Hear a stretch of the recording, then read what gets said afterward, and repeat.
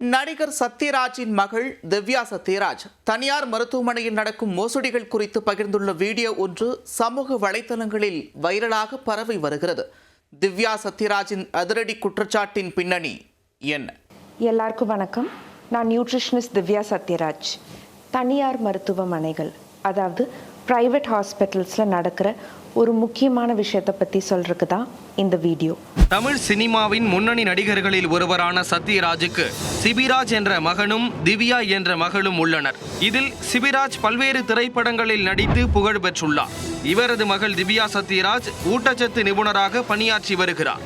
Nutrition துறையில் MPhil பட்டம் பெற்றுள்ள திவ்யா இந்தியாவில் உள்ள டாப் நியூட்ரிஷன்களில் ஒருவராக திகழ்ந்து வருகிறார். இவர் தனது இன்ஸ்டாகிராம் பக்கத்தில் உடல் ஆரோக்கியம் குறித்து தொடர்ந்து பதிவிட்டு வருகிறார்.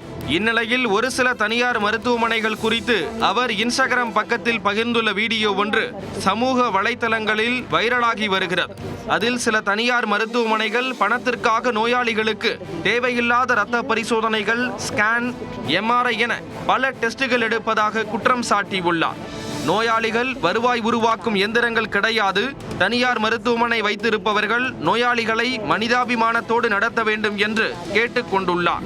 சில தனியார் மருத்துவமனைகளில் அந்த மருத்துவமனைக்கு லாபம் வரணுங்கிறக்காக பேஷண்ட்ஸுக்கு தேவையில்லாத பிளட் டெஸ்ட்ஸ், தேவையில்லாத ஸ்கேன்ஸ், தேவையில்லாத எம்ஆர்ஐ இதெல்லாம் பண்ண வைக்கிறாங்க. ஒரு பேஷண்ட் குணமானதுக்கு அப்புறமும் ஒரு 2 நாள் ஹாஸ்பிட்டலில் அட்மிட் பண்ணதுக்கப்புறம் டிஸ்சார்ஜ் பண்ணுறாங்க. ப்ரைவேட் ஹாஸ்பிட்டல்ஸ்க்கு போனால் நோய் குணமாகுங்கிற நம்பிக்கையை விட பணம் காலி ஆகுங்கிற பயம்தான் பேஷண்ட்ஸ்க்கு அதிகமாக இருக்குது. எங்கள் அமைப்பு மூலமாக சில பேஷண்ட்ஸ்க்கு நாங்கள் உதவி செஞ்சாலும் எல்லா பேஷண்ட்ஸ்க்கும் உதவி செய்கிறது ப்ராக்டிக்கலாக முடியாத ஒரு விஷயம். Patients should not be treated like profit generating machines.